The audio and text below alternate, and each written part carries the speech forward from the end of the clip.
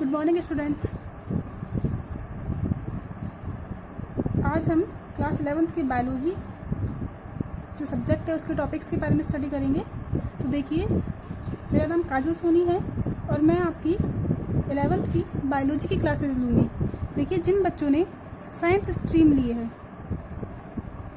जिन्होंने science stream को चुना है, उनके पास दो ऑप्शंस होते हैं, या तो वे मैथ सब्जेक्ट को अपने ऑप्शनल के लिए चुने या वो बायोलॉजी को चुने।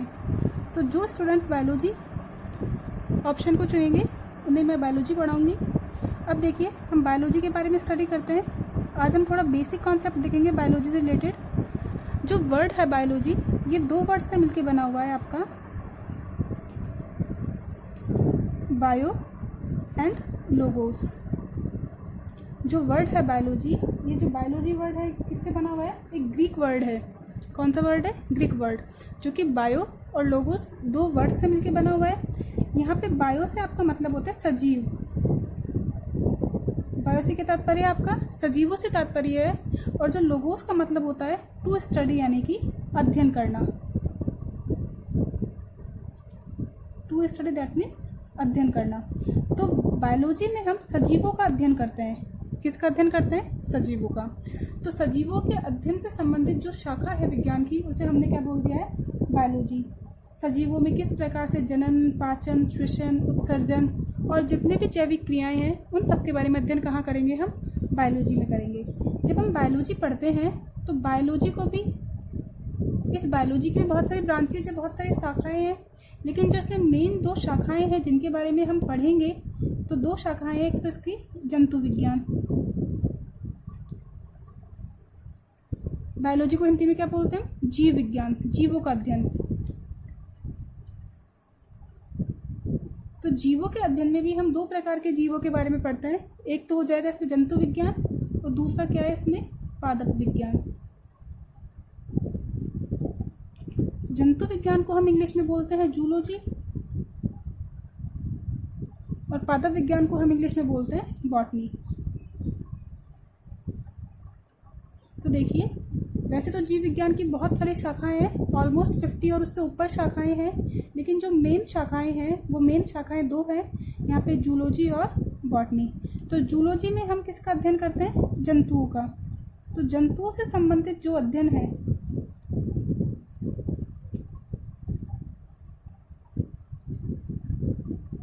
जंतुओं से संबंधित जो अध्ययन है वो किस में किया जाता है? जूलॉजी में। जबकि पादपों से संबंधित आप कोई भी अध्ययन कर रहे हैं, पादप या वनस्पति से संबंधित जो भी आप अध्ययन कर रहे हैं, उसे आप किस में करेंगे? बॉटनी में। पादप से संबंधित अध्ययन, उसे हम क्या बोल देंगे? पादप विज्ञान या वनस्पति विज्ञान। तो देखिए, आज हम बेसिक पढ़ रहे हैं। जैसे जैसे हम आगे पढ़ेंगे, मैं आपको बायोलॉजी की और शाखाओं से परिचित करवाऊंगी कि और बहुत सारी शाखाएं हैं जिनमें हम अध्ययन करते हैं, अलग अलग जीवों का, अलग अलग सूक्ष्म जीवों का, और पादपों या जंतुओं के विभिन्न भागों का। तो जो मुख्य शाखाएं हैं वो कौन सी है? जूलॉजी और बॉटनी। तो हम कह सकते हैं कि सजीवों में मुख्यतः हम किसका अध्ययन करते हैं? पादपों का और जंतुओं का। इनके अलावा भी कुछ और सजीव होते हैं, जिनमें कुछ सूक्ष्म जीव, कवक,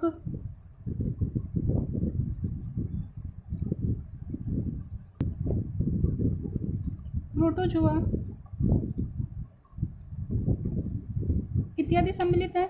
तो इन सब का अध्ययन भी हम सजीवों में करते हैं, लेकिन मुख्य रूप से हम किसकी बात करेंगे? पादपों की और जंतुओं की। फिर हम बात करते हैं सूक्ष्म जीवों की, कवकों की या प्रोटोजोआ की। इनका हम अलग से अध्ययन करेंगे। जो सूक्ष्म जीवों का अध्ययन है वो किस में किया जाता है? माइक्रोबायोलॉजी में। किसमें किया जाता है? माइक्रोबायोलॉजी में। माइक्रो का मीन्स क्या होता है? सूक्ष्म या छोटा। क्लियर हुआ इतना आपको?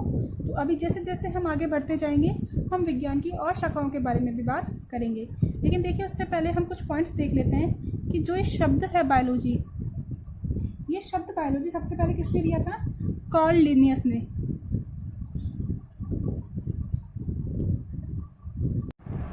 देखिए, ये जो बायोलॉजी वर्ड है, सबसे पहले इसका यूज दो साइंटिस्ट थे, लैमार्क एवं ट्रेविनेरस, लैमार्क एवं ट्रेविनेरस, इन दो साइंटिस्ट ने सबसे पहले किसका यूज किया था? बायोलॉजी वर्ड का यूज किया था।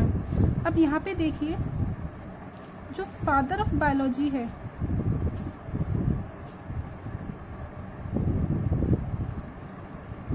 फादर ऑफ बायोलॉजी किसे कहते हैं? अरस्तु, एरिस्टोटल को कहा जाता है। जब हम बात करते हैं फादर ऑफ जूलॉजी, तो फादर ऑफ जूलॉजी भी किसे कहा जाता है? अरस्तु को। लेकिन जब हम बात करते हैं फादर ऑफ बॉटनी की,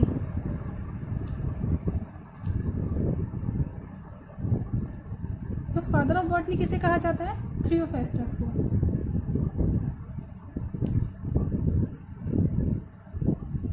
क्लियर हुआ? तो हमने देखा कि फादर ऑफ बायोलॉजी किसे कहा? अरस्तु को। फादर ऑफ जूलॉजी भी किसे कहा गया है? अरस्तु को। अर्थात जीव विज्ञान का जनक कौन है? अरस्तु। और जंतु विज्ञान का जनक भी कौन है? अरस्तु। लेकिन जब हम बात करते हैं वनस्पति विज्ञान के जनक की, तो किसे कहा जाता है वनस्पति विज्ञान का जनक? थियोफेस्टस को कहा जाता है। अब जैसा कि हमने कहा कि बायोलॉजी में हम सजीवों का अध्ययन करते हैं, तो हम कैसे पहचानेंगे कोई जीव सजीव है या निर्जीव है? तो सजीवों के पास क्या पाए जाते हैं? सजीवता के लक्षण। सजीवों के पास क्या पाए जाते हैं? सजीवता के लक्षण।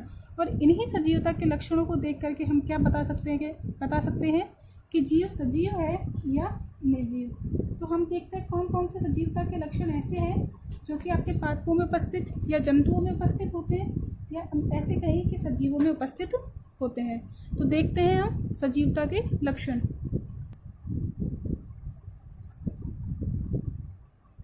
तो देखते हैं, हम नेक्स्ट टॉपिक स्टार्ट करते हैं हमारा सजीवता के लक्षण, जिसे हम बोलते हैं कैरेक्टरिस्टिक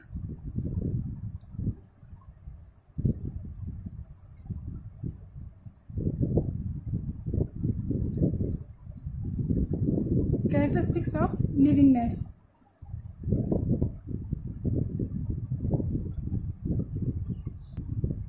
कि सजीवता के क्या क्या लक्षण जीवों में पाए जाते हैं। तो सबसे पहले जो सबसे इम्पोर्टेंट लक्षण की बात हम करते हैं, वो लक्षण क्या है? गति। That means movement.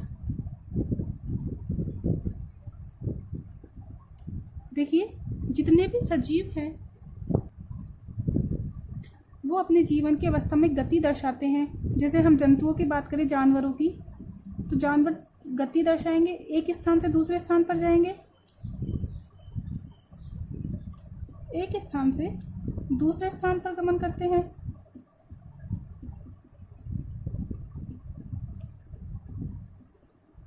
जंतु क्या करते हैं? एक स्थान से दूसरे स्थान पर गमन करते हैं। अब आप कहेंगे कि चलो ठीक है, जानवर तो गति कर रहे हैं, लेकिन पादप तो एक स्थान से दूसरे स्थान पर नहीं जाते, तो उनमें किस तरीके से गति संपन्न होती है? तो आपने देखा होगा, पादप में जो पुष्प है, पुष्प पहले कैसे अवस्था में होता है? कलिका अवस्था में। पुष्प पहले किस अवस्था में होगा? बंद अवस्था में होगा, जिसे हम क्या बोलते हैं? बड़ अवस्था या कलिका अवस्था। जब बड़ या कलिका खुलती है, ओपन होती है, फूल खिलता है, तो उसकी पत्तियां गति करती है। तो वो ही आपकी पत्तियों की यानी कि पादपों की गति की प्रक्रिया है। कहने का क्या तात्पर्य हुआ? जितने भी सजीव हैं वो गमन दर्शाते हैं, या तो वो अपने ही स्थान पे कुछ परिवर्तन करेंगे या एक स्थान से दूसरे स्थान तक गति करेंगे। तो जो पहला लक्षण है वो कौन सा हो गया सजीवों का? कि सभी सजीव किसी न किसी तरह की गति दर्शाते हैं, चाहे वो चलन गति दर्शाए और चाहे वो अपने पंखों को खोले या बंद करे। पादपों की बात करें तो हम, ठीक है। सेकंड है इसमें सजीवता का लक्षण श्वसन, जिसे हम बोलते हैं रेस्पिरेशन। अब देखिए श्वसन, श्वसन क्या होता है? सिंपल लैंग्वेज में कहें तो ऑक्सीजन का ग्रहण करना और CO2 का त्यागना। ऑक्सीजन तो क्या करता है? जीव ग्रहण करता है, और CO2 क्या करता है? त्यागता है। तो ऑक्सीजन का ग्रहण करना और CO2 का त्यागना क्या कहलाता है? श्वसन की क्रियाविधि। इस श्वसन की क्रियाविधि में जीव जिस ऑक्सीजन को ग्रहण करता है, उस ऑक्सीजन का उपयोग भोज्य पदार्थों के ऑक्सीकरण में किया जाता है।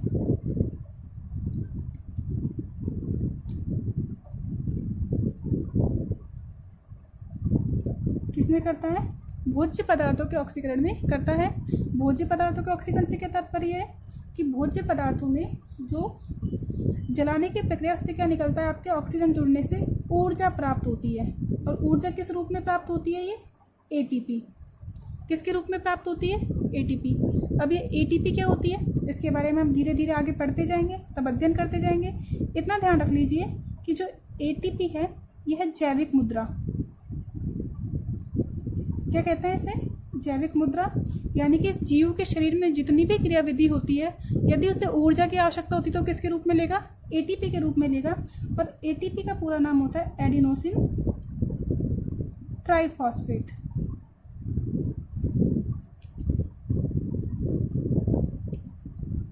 तो सेकंड गुण कौन सा हो गया सजीवों का, कि श्वसन की क्रियाविधि करते हैं। और श्वसन की क्रियाविधि क्या होती है, इसमें ऑक्सीजन को ग्रहण करेंगे और CO2 को त्यागते हैं। चलो ये तो जंतुओं की बात हो गई। हम पादपों की बात करें तो पादप क्या करते हैं श्वसन में, जी बिल्कुल, पादप भी ऑक्सीजन ग्रहण करेंगे और CO2 को त्यागेंगे।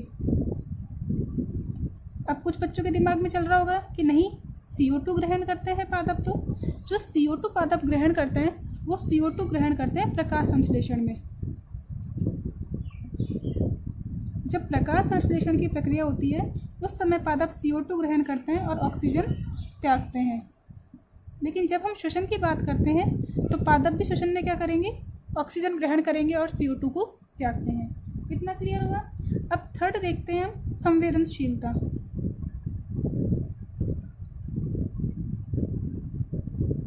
थर्ड पॉइंट क्या है इसका, संवेदनशीलता, यानी कि रेस्पॉन्सिवनेस।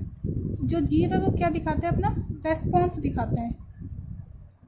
बाहर जितनी भी अभिक्रियाएं हो रही हैं, जितने भी परिवर्तन हो रहे हैं, तो उनके प्रति क्या होते हैं, वो संवेदनशील होते हैं।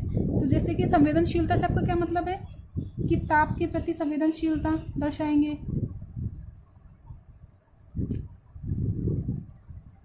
ताप के प्रति संवेदनशीलता। अब आपके हाथ के ऊपर कुछ गर्म वस्तु टच हो जाए तो आप उसके प्रति अपना रेस्पॉन्स दिखाएंगे, आप अपने हाथ को पीछे कर लेंगे। तो ये क्या है, आपकी जल ताप के प्रति संवेदनशीलता है कि आपने बाहर वातावरण के अनुसार अपने आप की जो प्रतिक्रिया है वो क्या करी, व्यक्त की। जैसे ही आपके किसी ने पिन चुबाई तो बाह्य वातावरण में परिवर्तन हुआ, आपके पिन चुबाई तो आपका हाथ क्या हुआ, अपने आप पीछे हो गया। इसी तरीके से यदि हम बात करते हैं अन्य जीवों की, तो कुछ जीव प्रकाश के प्रति संवेदनशीलता दर्शाते हैं, कुछ प्रकाश में रहना पसंद करते हैं जबकि कुछ अंधेरे में, जबकि कुछ अन्य जीव विभिन्न प्रकार के रासायनिक पदार्थों के प्रति संवेदनशीलता का गुण दर्शाते हैं। अगला गुण देखिए, इसमें चौथा गुण वृद्धि, दैट मीन्स ग्रोथ। चाहे पादप हो या जंतु हो, वो दोनों ही क्या दिखाते हैं, वृद्धि दर्शाते हैं। आप देखें छोटे बालक से किस प्रकार से पूर्ण वयस्क का निर्माण हो जाता है। पादप की बात करें तो पहले पादप की लंबाई में वृद्धि होगी और एक निश्चित लंबाई में वृद्धि के बाद पादप की मोटाई में वृद्धि होती है। तो सजीव में चाहे पादप हो या जंतु हो, ये क्या करते हैं, वृद्धि को प्रदर्शित करते हैं। फिर हम अगले पॉइंट की बात करें तो जनन, रिप्रोडक्शन। जनन करना जीवों का पारिस्थितिकी के प्रति एक दायित्व है कि सभी जीव अपने समान संतति उत्पन्न करते हैं।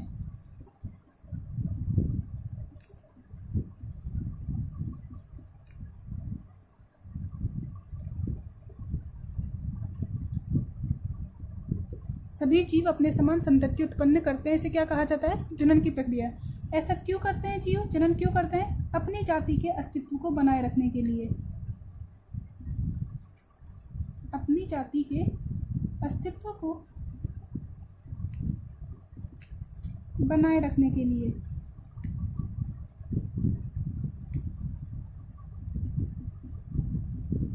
अब देखिए, यदि जीव जनन नहीं करेगा तो अपने समान संतति उत्पन्न नहीं करेगा, तो एक समय ऐसा आएगा कि वो जाति इस धरती से लुप्त हो जाएगी। जबकि ऐसा पारिस्थितिकी के लिए या हमारे वातावरण के लिए उचित नहीं है। तो क्या किया जाता है, सभी जीव अपने समान संतति उत्पन्न करते हैं, जिसे क्या कहा जाता है? जनन कहा जाता है। इसी तरीके से उत्सर्जन, पाचन, उपापचय, समस्थैतिकता,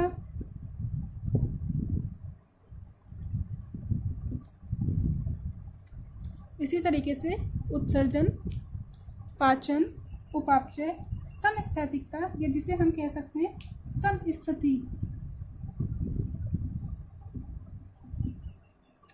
आदि गुण भी सजीवों के द्वारा दर्शाए जाते हैं। अब देखिए उत्सर्जन क्या होता है। तो देखिए उत्सर्जन के बारे में देखते हैं, लेकिन एक बार पूरा पुनः देखते हैं हमने किस किस के बारे में पढ़ लिया। हमने पढ़ा गति के बारे में कि प्रत्येक जीव गति दर्शाता है, सजीव श्वसन की क्रियाविधि दर्शाता है, बाह्य वातावरण के प्रति संवेदनशीलता दर्शाता है, वृद्धि प्रदर्शित करता है और जनन की क्रिया में भी भाग लेता है। अब देखिए हम नेक्स्ट टॉपिक स्टार्ट करते हैं। इसी में ही 5वां पॉइंट क्या है हमारे पास? उत्सर्जन। सॉरी 6ठा पॉइंट क्या है हमारे पास? उत्सर्जन। उत्सर्जन क्या होता है? अपशिष्ट पदार्थों को शरीर से बाहर त्यागना।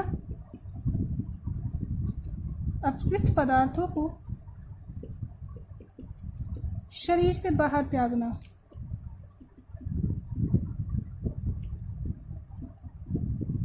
क्या कहलाता है? उत्सर्जन कहलाता है। तो कुछ यदि हम जीवों की बात करें, जंतुओं की बात करें, तो कुछ जीव यूरिया त्यागते हैं। जैसे मनुष्य की बात करें तो यूरिया त्यागता है मनुष्य। पक्षियों की बात करें तो यूरिक अम्ल। कुछ जीव जो जलीय रहते हैं वो अमोनिया का उत्सर्जन करते हैं, जबकि कुछ जीव किसका उत्सर्जन करते हैं? अमीनो अम्ल का उत्सर्जन करते हैं। मनुष्य क्या त्यागेगा उत्सर्ज्य पदार्थ के रूप में? यूरिया त्यागता है। ठीक है। फिर हम कहें पादपों में, क्या पादप उत्सर्जन की प्रक्रिया करते हैं? जी बिल्कुल करते हैं। जो पादपों से आपको गोंद प्राप्त होती है, जो पादपों से आपको लेटेक्स प्राप्त होता है, ये इनके उत्सर्जी पदार्थ हैं। गोंद, पादप से जो चिपचिपा पदार्थ प्राप्त होता है। लेटेक्स होता है क्षीर, रबर क्षीर या दूध। जैसे ही आप कुछ पादपों की पत्तियों को या टहनी को तोड़ते हैं तो आपको वाइट दूध जैसा स्त्राव दिखाई देता है, उसे क्या बोलते हैं? लेटेक्स। तो जो गोंद है, लेटेक्स है, ये क्या है? सब पादपों के उत्सर्जी पदार्थ। अब देखिए अगला देखते हैं हम क्या? पाचन। जो भी भोजन ग्रहण करेंगे उसे पचाएंगे पादप या जंतु, दोनों ही। तो पाचन की क्रियाविधि संपन्न करते हैं। फिर हम बात करते हैं उपापचय। देखिए उपापचय जो वर्ड है इसे हम बोलते हैं मेटाबॉलिज्म। क्या बोलेंगे इसे? मेटाबॉलिज्म। ये जो उपापचय है ये दो वर्ड से मिलकर बना है। एक तो होता है उपचय और दूसरा क्या है? अपचय। उपापचय वर्ड दो वर्ड से मिलकर बना हुआ है आपका, उपचय और अपचय। उपचय को बोलते हैं हम एनाबॉलिक और अपचय को बोलते हैं कैटाबॉलिक। उपचय में क्या होता है? छोटे छोटे पदार्थ मिलकर के एक बड़े पदार्थ का निर्माण कर देते हैं, तो इसे हम क्या बोल देंगे? निर्माणकारी अभिक्रियाएं। जबकि अपचय में क्या होता है? एक बड़ा पदार्थ छोटे छोटे पदार्थों में टूट जाता है। तो यहाँ पे तो टूटने की, ब्रेक डाउन की क्रिया होती है, जबकि यहाँ पे सिंथेसिस की यानी कि निर्माण की प्रक्रिया होती है। तो जीवों के शरीर में छोटे छोटे रासायनिक पदार्थ मिलकर के बड़े पदार्थ का निर्माण करते हैं, या बड़ा पदार्थ अनेक छोटे छोटे पदार्थों में टूट जाता है। इसे हम क्या बोलते हैं? उपापचयी क्रियाएं। तो जीवों में उपापचयी क्रियाएं संपन्न होती है, चाहे वो पादप हो या वो जंतु हो। क्लियर हुआ? अब हमारे पास लास्ट पॉइंट बचता है समस्थैतिकता। ये समस्थैतिकता क्या होती है इसके बारे में देखते हैं। देखिए समस्थैतिकता या समस्थिति का प्रदर्शन ये सजीवों का मुख्य लक्षण है। कैसे मुख्य लक्षण है? देखिए प्रत्येक जीव अपने आंतरिक वातावरण को नियत बनाए रखता है। क्या होता है समस्थैतिकता? प्रत्येक जीव अपने आंतरिक वातावरण को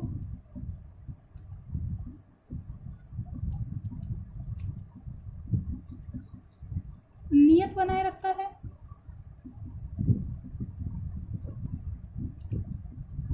इसे ही हम क्या बोलते हैं? समस्थैतिकता या समस्थिति। अब देखिए जो यह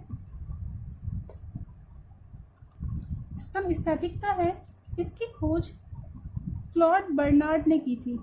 किसने की थी? क्लॉड बर्नार्ड एक साइंटिस्ट हुए थे, इनके द्वारा की गई। यदि हम इसके एग्जाम्पल की बात करें तो मनुष्य के शरीर का तापमान कितना होता है? 37 डिग्री सेल्सियस आपका फिक्स होता है। अब यदि आपको गर्मी लगती है, आपके बाहर का वातावरण ज़्यादा होता है, तो क्या हो जाएगा? आपके पसीने आने लग जाएंगे। और यदि बाहर का तापमान कम होता है तो आपको कपकपी होने लग जाएगी। ये दोनों ही प्रक्रिया क्या करती है? आपके आंतरिक वातावरण को अर्थात तापमान को नियत बनाए रखने में सहायता करती है। तो पसीना आएगा तो आपका तापमान त्वचा का कम हो जाएगा। और कपकपी एक टाइप की आपकी एक्सरसाइज है, इससे आपको एनर्जी मिलेगी, तो तापमान क्या हो जाएगा? आपका बढ़ जाएगा। और तापमान कितना हो जाएगा आपका? 37 डिग्री सेल्सियस। तो इसे क्या बोला जाता है? समस्थैतिकता। तो आज हमने देखे सजीवता के लक्षण। हमारे नेक्स्ट वीडियो में हम बायोलॉजी से संबंधित कुछ बेसिक कॉन्सेप्ट देखेंगे। तो आज के लिए इतना ही।